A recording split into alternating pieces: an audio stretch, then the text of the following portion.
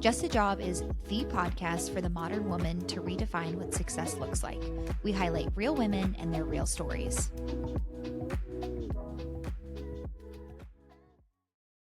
Hey everybody, welcome back to another episode of Just a Job with Just Ellen.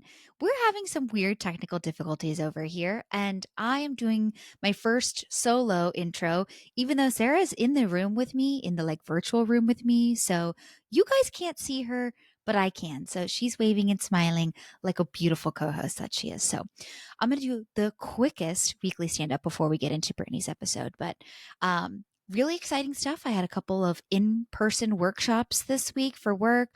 I sat all day. It was a lot of talking, and I'm very tired now and maybe getting sick because I was in a closed confined room with a lot of people. So that was super fun. And next week, more project work, really exciting stuff. I did not take a single note for the stand-up today because I've been so busy this past week that I didn't even think of it until now. So here we are. Sarah's update is that all is well, and she's again smiling and waving. I hope everybody enjoys Brittany's episode. Again, make sure to check her out on all of her social media platforms, particularly on TikTok. She is hysterical. So everybody please enjoy. Give Sarah some good juju because we've been trying to figure this out for the past 20 minutes or so. And it's a Friday afternoon. So here we are. Everyone have a fabulous Monday and enjoy Brittany's episode. Bye. Hi, everybody. We are going to jump into an episode with the one, the only, the TikTok famous Brittany Davlia. So, Brittany is an accomplished virtual executive assistant dedicated to world-class service. She holds a bachelor's degree in exercise science from Houston Christian University and taught elementary school for 7 years.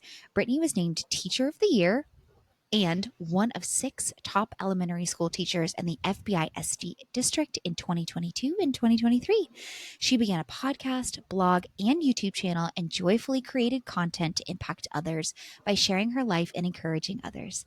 Along with being a mom to a beautiful autistic son and wife to an amazing husband, Brittany is passionate about being a part of the change in others' lives and serving those around her.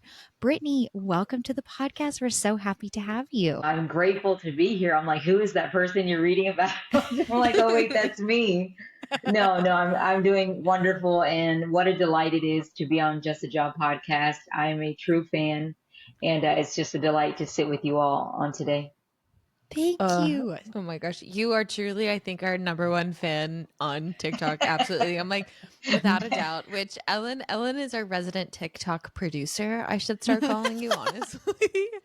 But because Ellen makes most of the videos, but without a doubt, you're the first one to first one to comment. Mm-hmm. And so this is kind of one of those meeting somebody in real life, like meeting a virtual friend for the first time. And I'm so excited to hear all about your amazing journey. So Brittany, tell us, when you were little and growing up, what did you want to be? I wanted to be a cashier at Target or any type of store. Mm-hmm. I just wanted to be in service, like any service department. I wanted to be on a little keyboard. I wanted to have the receipts, the returns, all things. So I would say from the beginning, my mom bought me a cash register, a real one, not a fake one from Fisher Price, but I made her buy me a real one from Office Depot.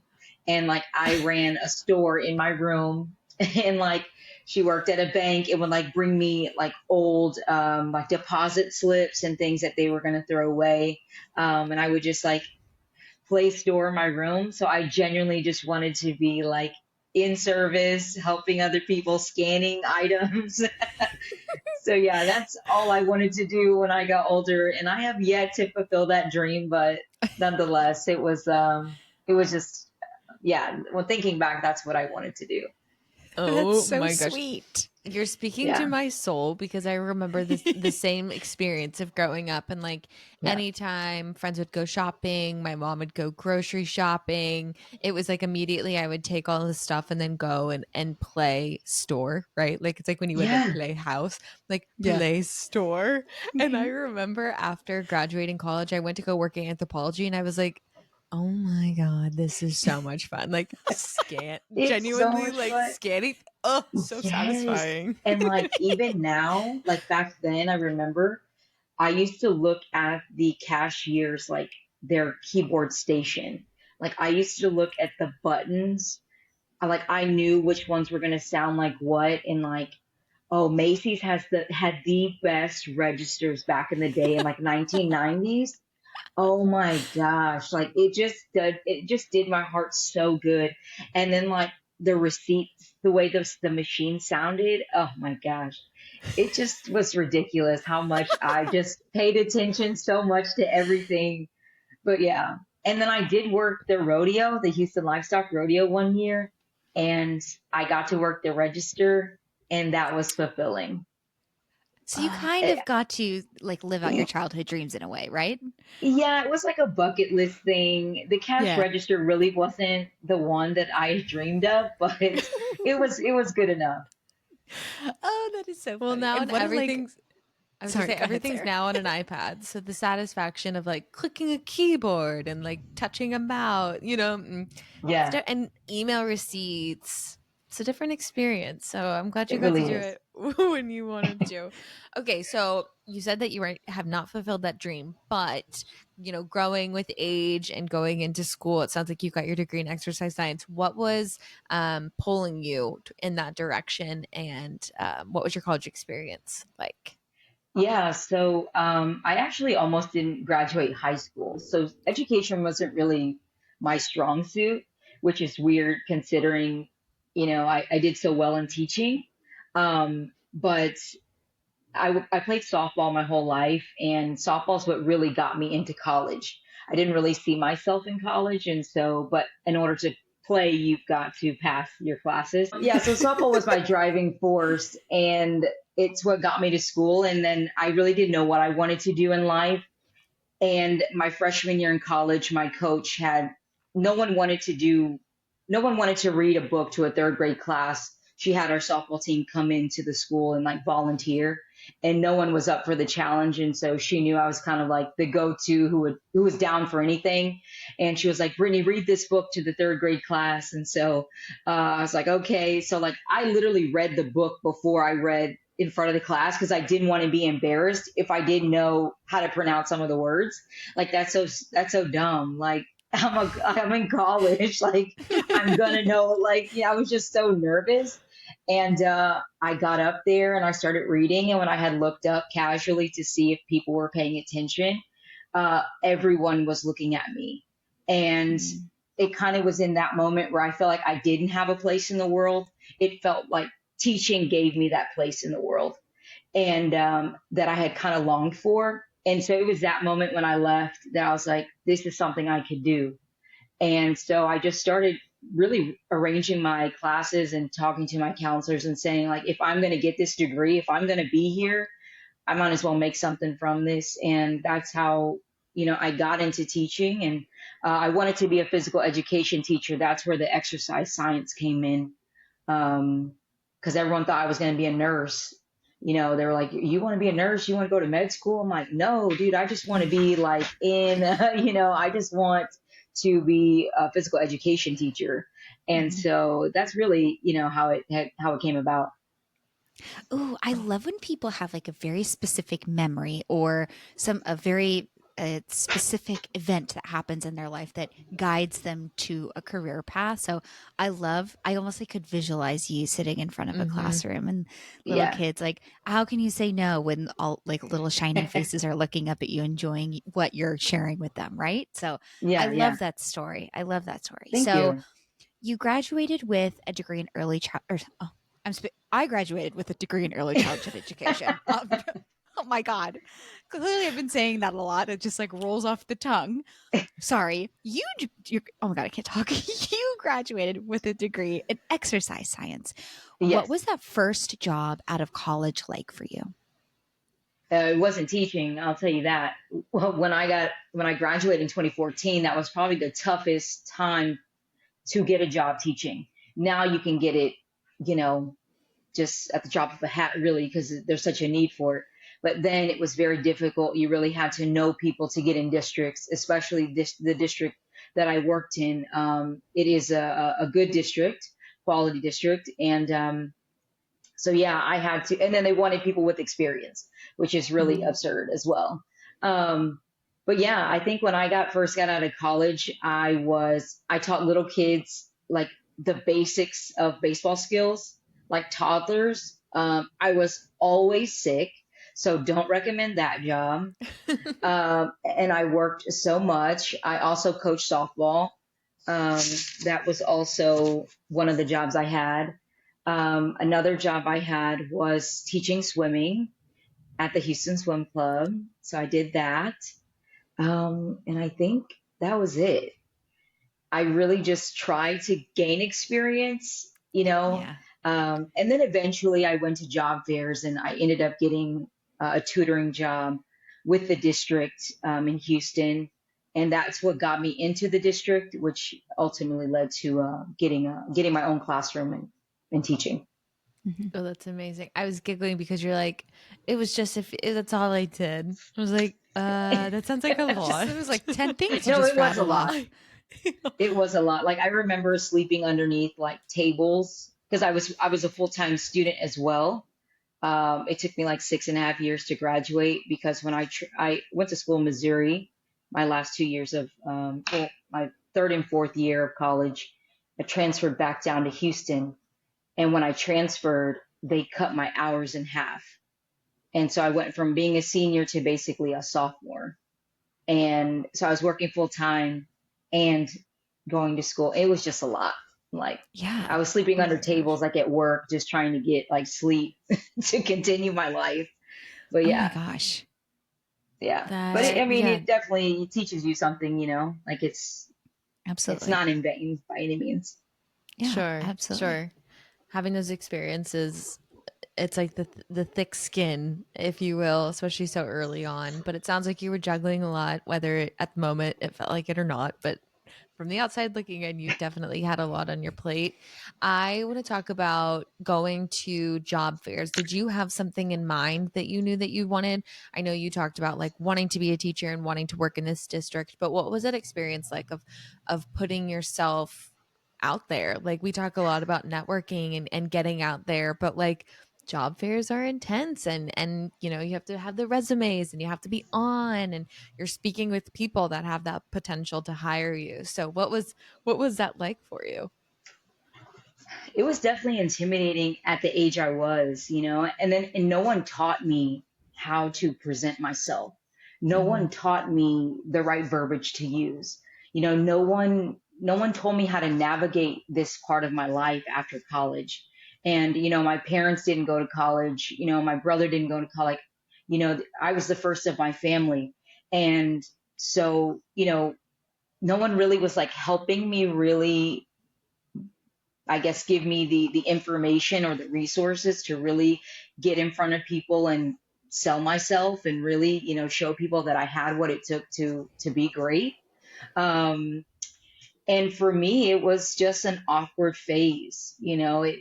It was like I knew I was great, but I knew I didn't have the experience. And so it was like this mix between like, if you just give me the job, like I'll show you what I can do, but I know my resume doesn't show any of that. Like my resume shows I'm a swim teacher. Like the resume shows I teach little kids how to play baseball. Hmm. Like it didn't reflect the greatness I knew that was in me. And so it just made the experience disheartening, to be honest. Like putting Hmm. myself out there constantly and getting no after no after no was just like, wow. And I put my degree away. Like I put it in the closet. I was like, this is not even worth it. Like they told me if I went to college, I would get if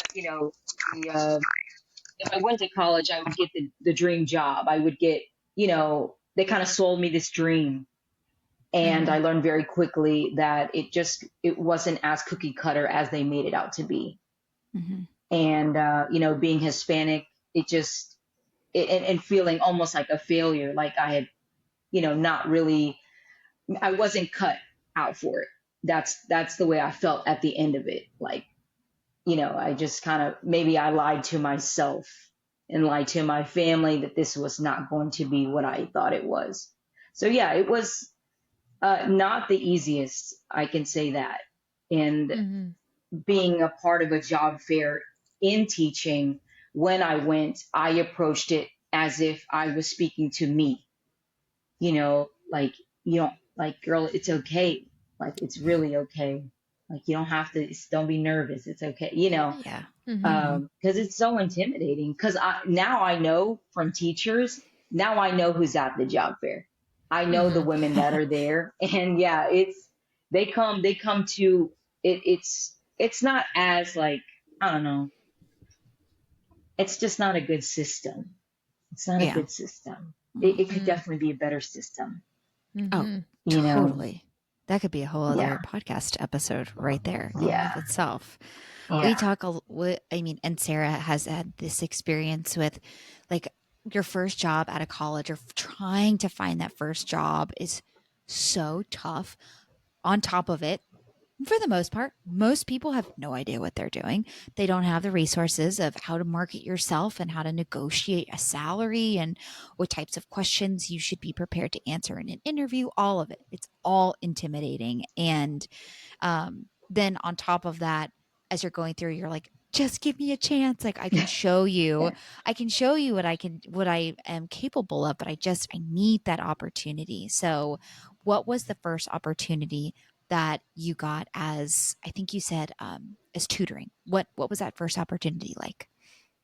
That opportunity opened the door for my whole career. Hmm. So that opportunity actually became like, I guess, like a bittersweet almost opportunity. So it opened the door for me to get inside the district to where if I were to move outside of that district, I had a district on my resume.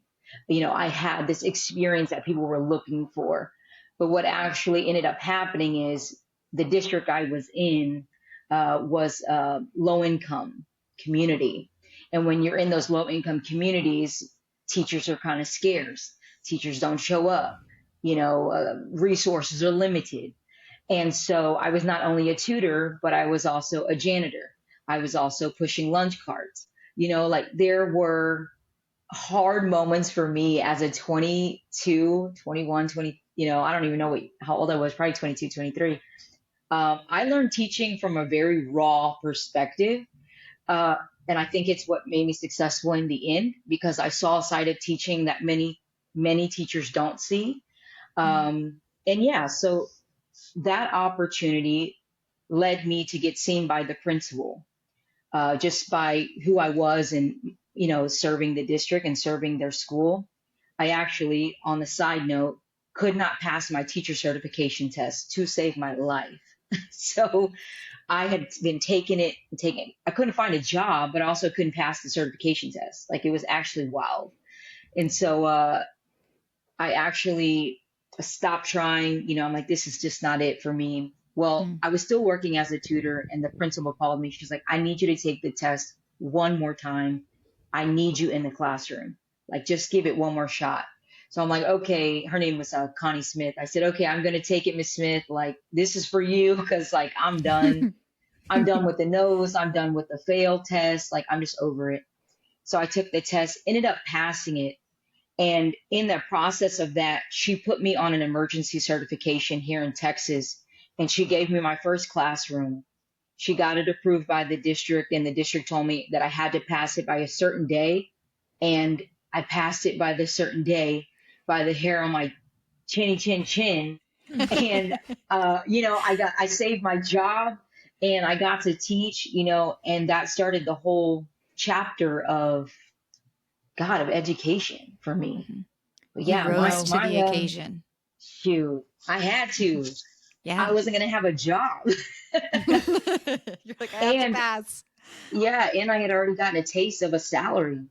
I never knew what a Mm. salary was. I couldn't believe my first check. I was like, Mm. Mom, this has like thousands, Mom. She was like, That's it. I was like, this. I mean, I've never seen that kind of money before. I didn't Mhm. have like it was just actually a monumental moment for me.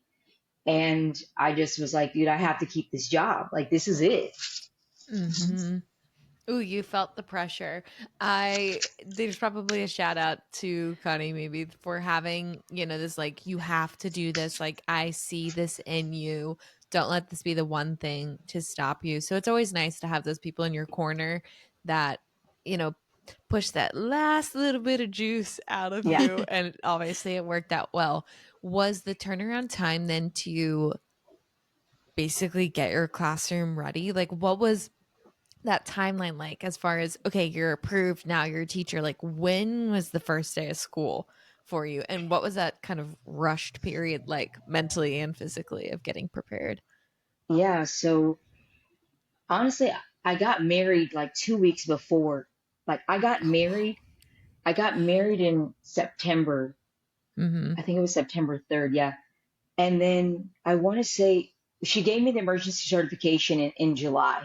So I had to get Mm-hmm. my classroom ready by August. I got married. I didn't even go on a honeymoon because I was like, I got to keep this job.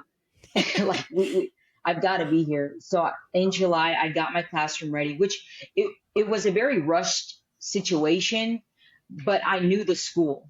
Like I knew the people who worked there. I knew the classrooms already. And so I just went in there and just literally got all this stuff from Dollar General and just threw it up on the wall. And I was like, this looks good. Like this looks like an inviting class. Like I really gave it my all, whether I was going to pass this test or not. Like I'm going to make this space my own and I'm going to make it look good. And I had envisioned this for all the times I was pushing milk cartons, the milk cart tray, when I was substituting, when I was cleaning tables in the cafeteria, doing carpool. Like I was envisioning my room before it was there. And so when I got in it, I was like, okay, this is going to go here. You know, we're going to just have a blast. But I got married September 3rd. My results came in. I had to pass it by like September 20th.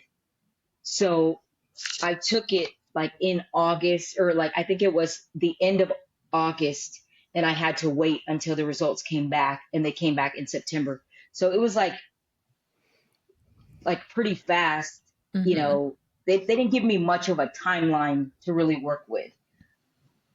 So you Jeez. could talk about like a thousand things happening all at one time. Yeah. That you get the final push, you study, you take the test, you get your classroom, you get married, and then poof, you're a teacher, and you're like, oh my gosh, it's all coming up like roses for you. It's all working out. Mm. What was, yeah, Mm-hmm. exactly. What was that first year of teaching like for you? Ah, man. Ah, it was it was everything I thought it was going to be like.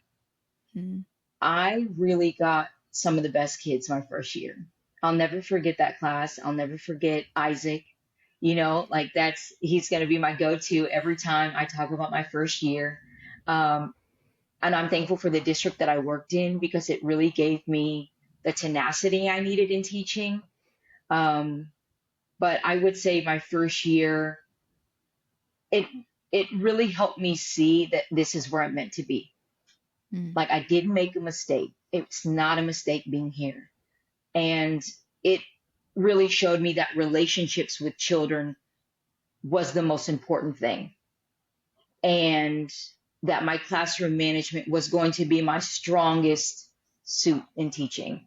It showed me my strengths, but it also showed me where I was weak because I had a partner teacher who was like type A. I'm like a I'm like a type AB. You know, like I can be type A, but I'm also like I can be overwhelmed and a lot on my plate and it won't look like it. You know, I'm just kind of like chill, but I kind of uptight too a little bit. I don't know where that maybe I'm like a type D or something. I don't know. But A hybrid. she yeah, I think I'm a hybrid. She was very much type A. I mean, everything in order. She had a spreadsheet for everything. She had the clipboard. I mean, to the T. She had the best lessons. Her lessons were in folders. Oh, she just captivated me by. She was like, "Oh, you need this? Okay, if you click this folder, then click this, and then click, you'll find it. It's in the red folder." I'm like, "Oh my God!" And all my papers, like, it's organized, but it's not organized like her. Um, and so it taught me that like I could take a little bit of her and I could take a little bit of this teacher and I could take a little bit of this teacher and I can make it my own and evolve and become, great within myself. So I would say it showed me my greatest strengths, but it also showed me my greatest weakness. And then it showed that that the children were going to be the ones that I was going to impact the most, Mm-hmm. and that I was going to have to really, if I wanted to make an impact in education, I was going to have to focus on the students and really Mm-hmm. not let everything else kind of consume me. Mm-hmm. Mm. This is just a thought of my own that I have to insert. Also, just have to say, teachers are amazing. Yeah. The idea that teachers, like, think about most roles, you can kind of fly under the radar in most cases. Like, people can access you, but you don't have all of these pupils. Like, you don't Mhm. have so many people. Like, when you're a teacher, think about it. If you have a classroom of 20 people, each child has 1, 2 parents that are available. That's 60 eyes. 60, well, oh my god, it's 120 eyes, but 60 people. 60 people on you, and that's just your classroom. That's not even thinking about teachers, that share the same grade as you, teachers that work within the same school district. Like, I'm just thinking about the amount of people that could at any point tell you something Mhm. or criticize you, or but also simultaneously encourage you. So I just have to say, I mean, besides like CEOs that are overseeing thousands of employees, like, teachers have so many people that So much visibility. Like, Yeah. exactly. Yeah. Oh my gosh. Yeah. And the door's always open and it never Yeah. stops opening. Yeah. And mm-hmm. it's actually insane, how many people you're held accountable to. Sure. You That's a know, it's perfect way like, to say it. wow, okay, but no one's really taking care of me at the same time, so it's like, Right. okay. Yeah, yeah. Well, that's a good tee up for me. Thanks, Brittany. But we talk a lot about anyone that's in some sort of helping profession, teaching, nursing, anything of that sort, and how your job, your main responsibility is to basically give to others. You're Mhm. constantly providing. Were there any experiences where you saw yourself and you were like, "Whoa, I'm giving too much here, and I'm not Mhm. taking care of myself"? And if those moments did happen in your career, at what point, or what did you do to remedy that? Yeah, I think there was quite a bit of moments where that happens. I think I outpour and outpour and outpour, and I Mm-hmm. give, and I give without expectation.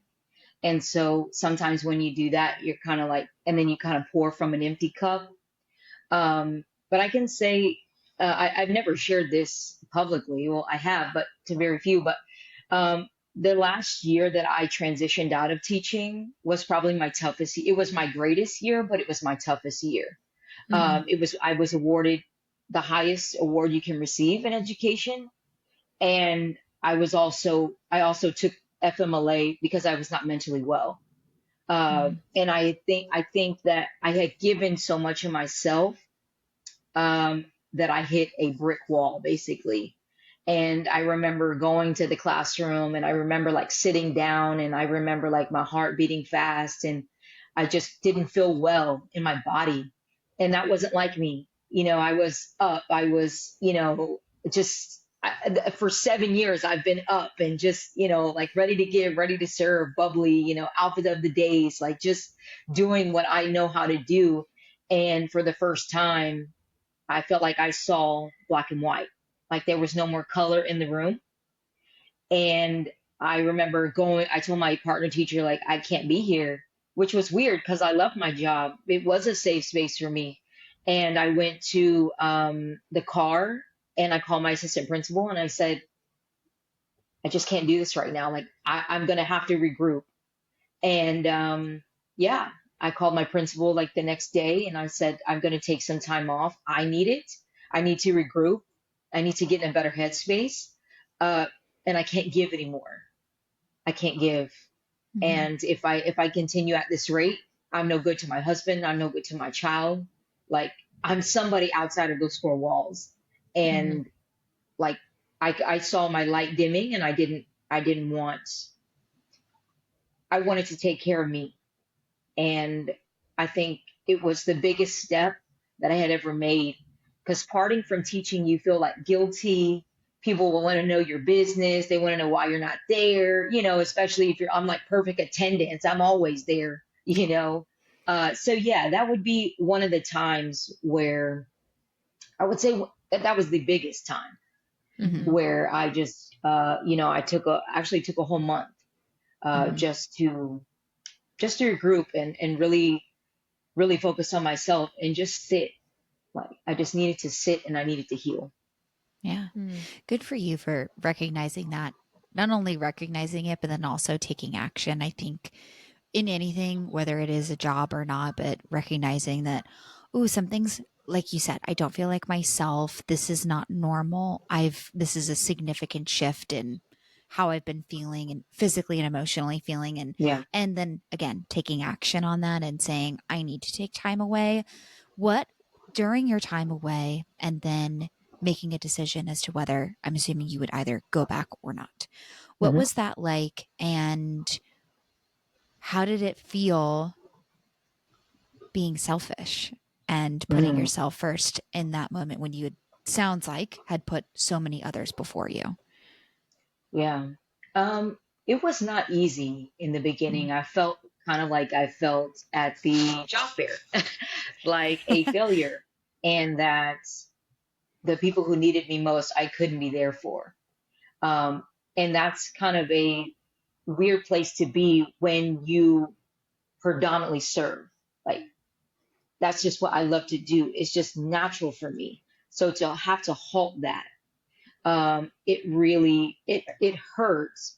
But then I got to really breathe and think about, well, if I didn't do this, what else could I do?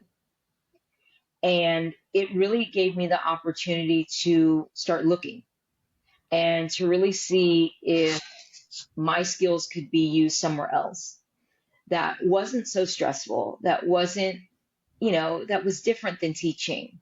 And I really got to see myself outside of education. And which, when you're in education, you can't see yourself out of it. It almost puts you like in this box. And it tells you like you can never be anything other than a teacher. So don't try, don't look, you know?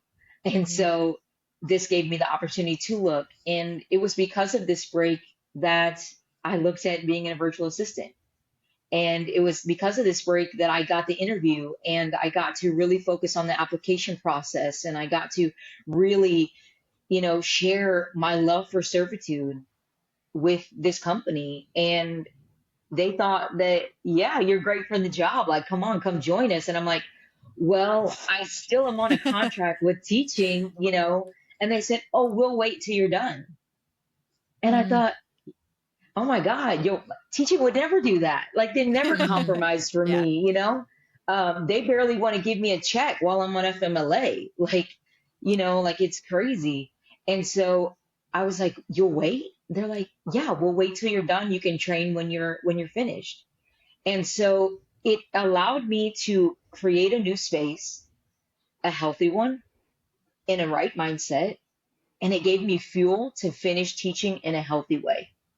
So my objective when I took a leave of absence was that I would be well enough to finish what I started.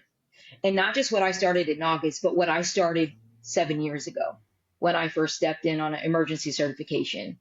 And so, yeah, I went back for the month of May, finished the school year out, and then, stepped into my new role. And it was really beautiful to go back and to not feel a pressure that I had felt Hmm. for 7 years.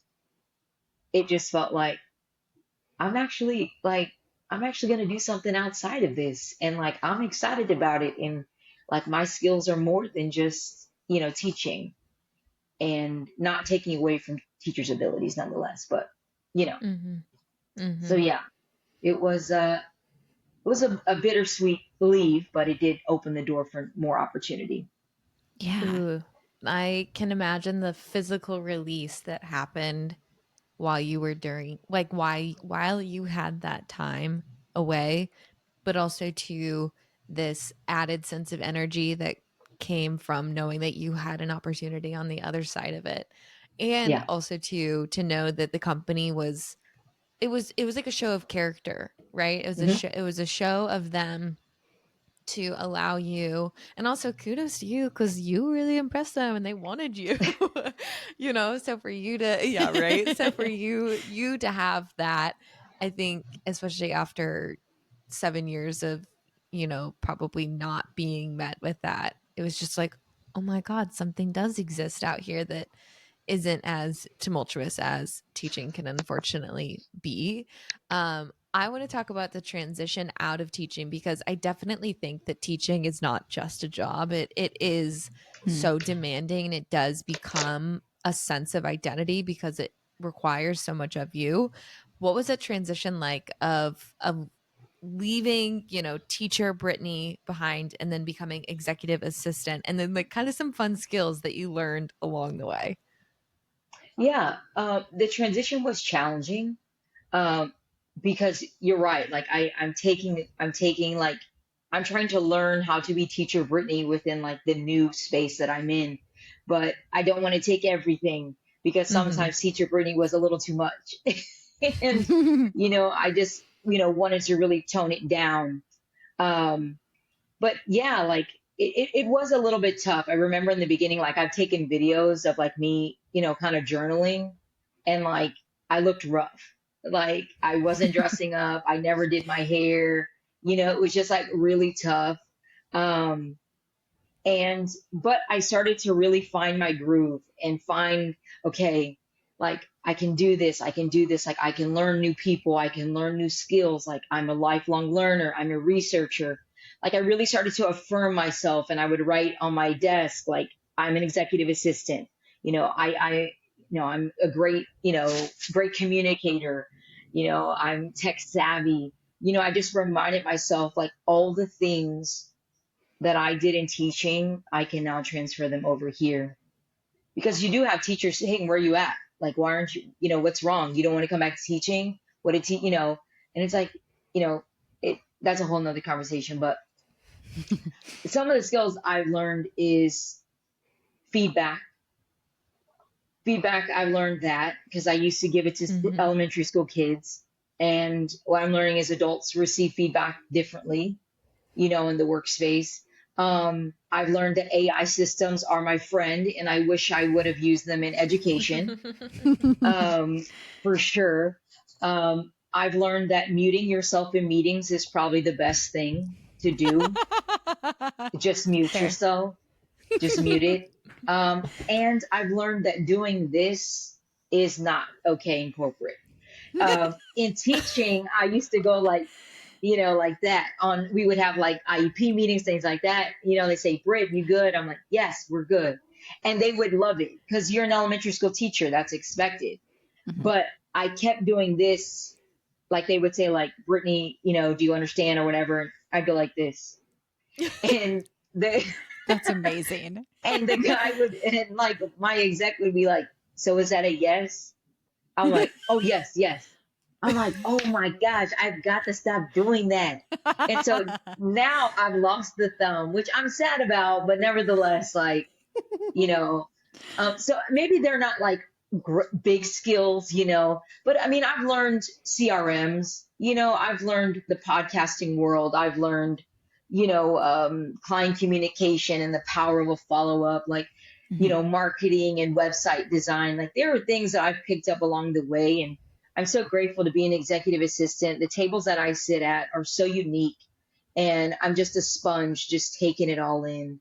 And, there's just a lot that I've acquired over the year and a couple months that I've been in this space. Mhm. Oh my I've gosh, I've yeah. had a lot of people reach out as I used to be a teacher as well, and now being in the corporate world, they're two very, very different spaces for sure. And I love the thumbs up. I think that's hysterical. And I've had people reach out to me and ask me how to transition out of Mm, teaching. And I'm curious if you have either like a specific recommendation, yeah. or like what would your answer to that question be if a stranger reaching out to you on TikTok, how did you transition out of teaching? It like if Mm, you were to do it all over again and to specifically go for, I don't know, you're wanting to make more money, or you're wanting Yeah. to have an upwards career trajectory. Like, what are some of the things that you would recommend to people to go do to land a new job? Yeah. First off, I would say if you're looking to transfer from education, you need a plan. The best thing I could have done was develop a plan of action. And that plan started 2 years before I transitioned out. Now, I'm not saying your timeline has to be the same as mine, but there has to be some sort of plan because either you're going to take a pay cut or you've got a plan to really work towards the job that you're desiring that's going to match you at the same and or provide something higher. Um, and then I would also say to really clean up the resume. Um, I wish I would have known it a little bit better. I think it was my accolades that really got me, to be honest with you, that opened the door for me. But I would really change the dialogue. Like a lot of teachers, their whole resume is teaching. Mm-hmm. But if we can change that verbiage and really like incorporate the corporate world into, how it translates, I think that would be beneficial as well. And I think also networking is a great tool. Get to know people, get to know like what it's going to take for you to get to where you want to be. Um, I use TikTok. I know it's not the greatest. I mean, it's a pretty good resource, Mm-hmm. but it's where I educated myself on what an executive assistant is. It's where I gained knowledge on work from home jobs. I didn't even know like people were actually making money from home. Like I thought we were all back in the office. Like because we taught from home for a little bit, but Mm-hmm. like my husband's in finance, so he was back in the office. So I just didn't know, what was really available to me. And I think that's why it's important to have a plan because you got to know what's available to you, and then you got to know what you're trying to go after and where your skills fit and where you can best serve. And I think people just kind of jump because they say like, oh, I can do this. But it's like, are you really best fit for this kind of job? And I Mm-hmm. think that's what I was intentional about really making sure, okay, virtual assistant, let me read everything about this. Am I capable of doing this and Mm-hmm. doing it to the best of my ability? And I said yes on all of them. So I was like, sign me up. But I did take a pay cut. I did take a pay cut. I took a 25% pay cut, but the skills I'm learning, the flexibility that I have outweigh that for me. So Mm-hmm. that would be, in a nutshell, some of the things that I would do to prepare myself for the transition.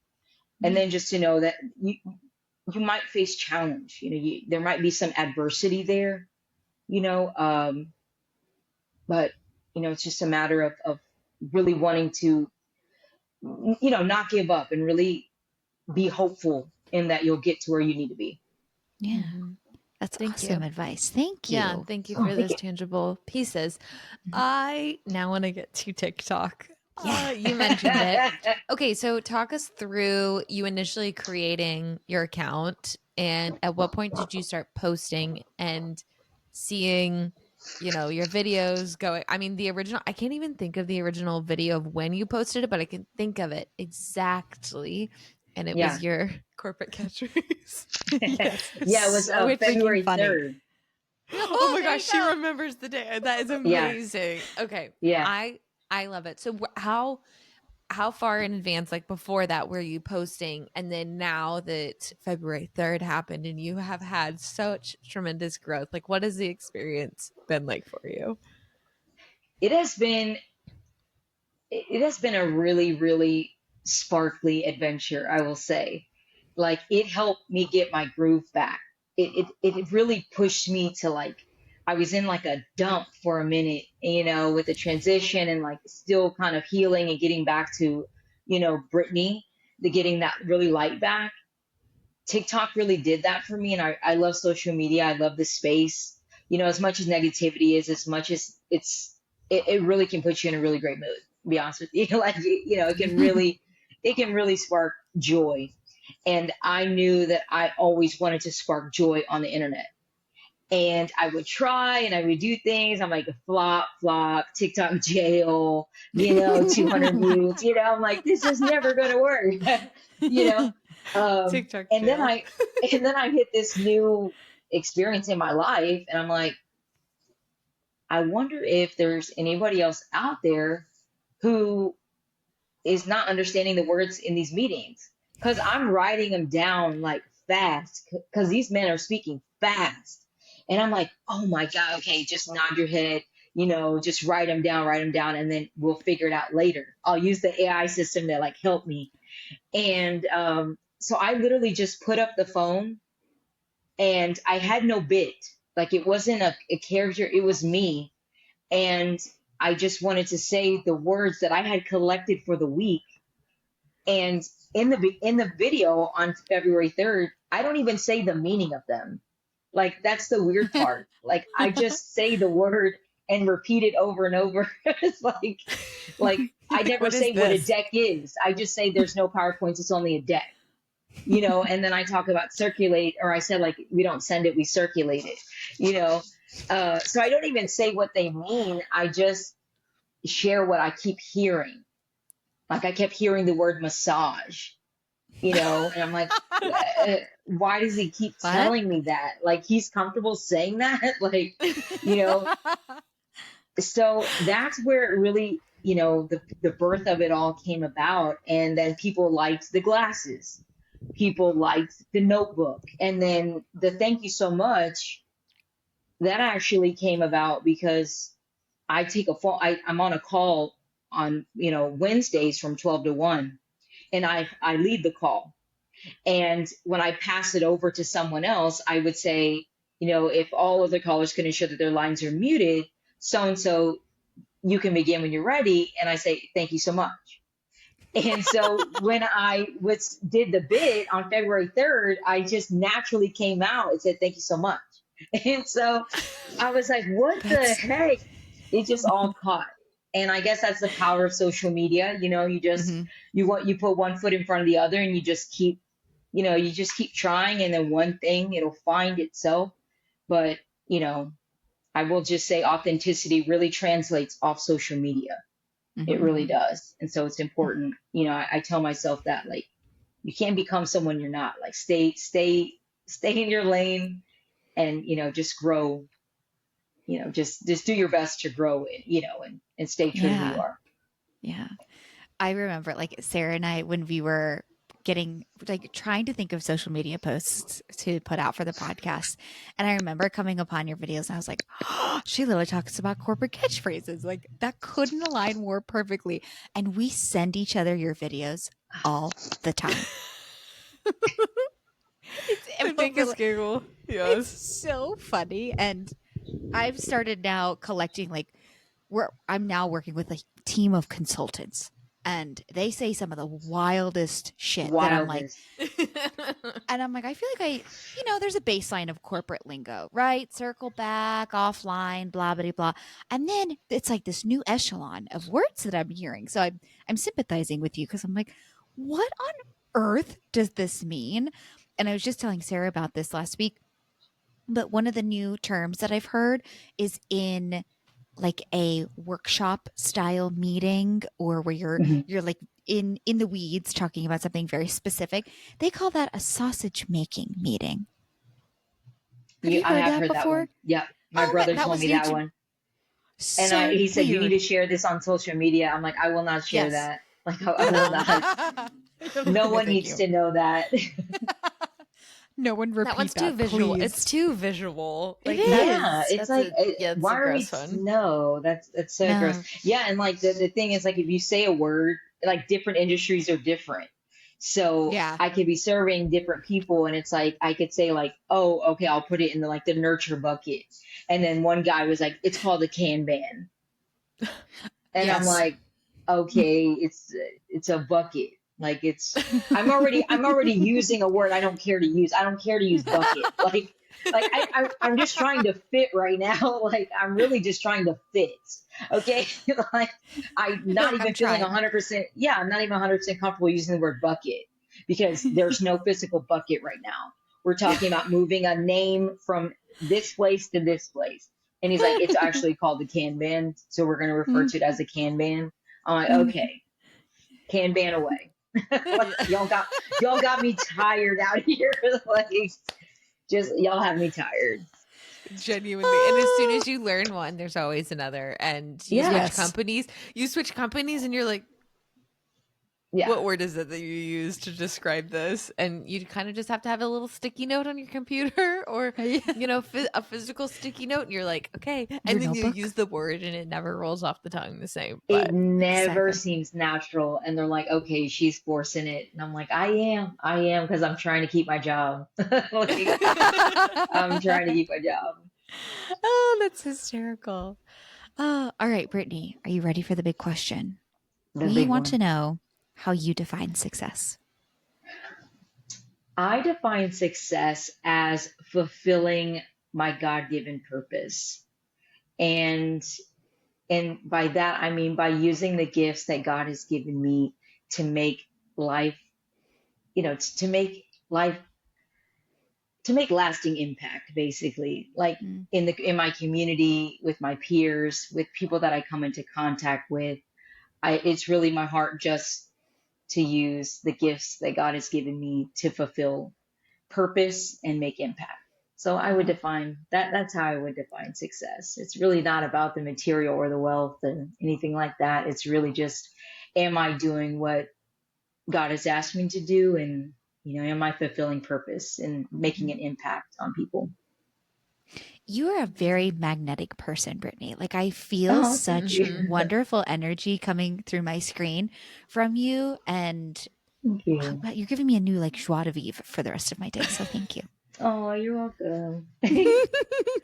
I'm very eager to hop into this. We're going to ask rapid fire questions. What is ready. Okay, here we go. I'm going to go out of order because now it's fresh. Brittany, what is your favorite and least favorite corporate catchphrase, if you had to pick one? Oh, my favorite one is blue sky thinking.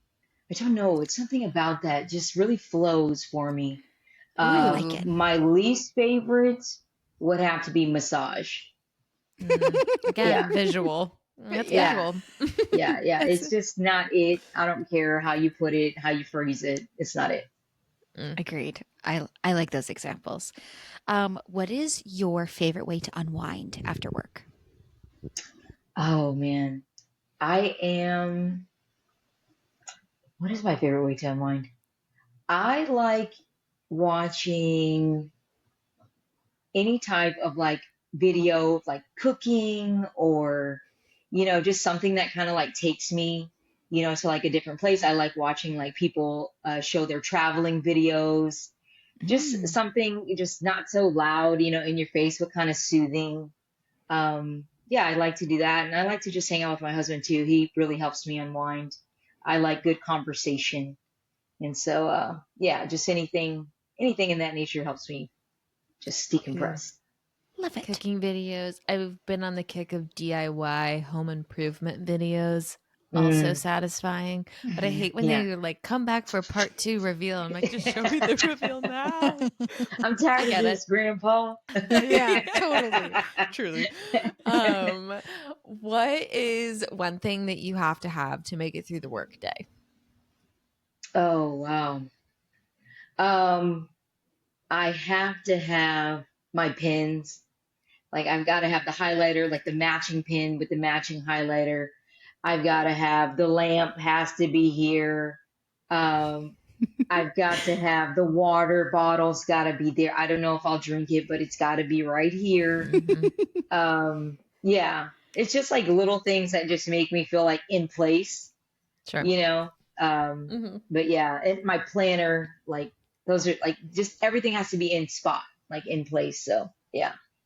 The setup.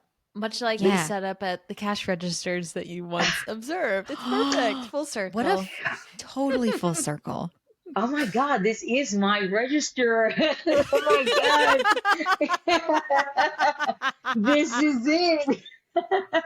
I never thought about it like that. Oh my Because let God, me that's tell so you, if funny. I had a register station, it would be so top tier. They would Immaculate. have to fire me because of the decor. Like, oh, I would have fresh flowers. I would have a lamp, just everything. So thank you for making me realize that, like, I am living my dream. That's so amazing.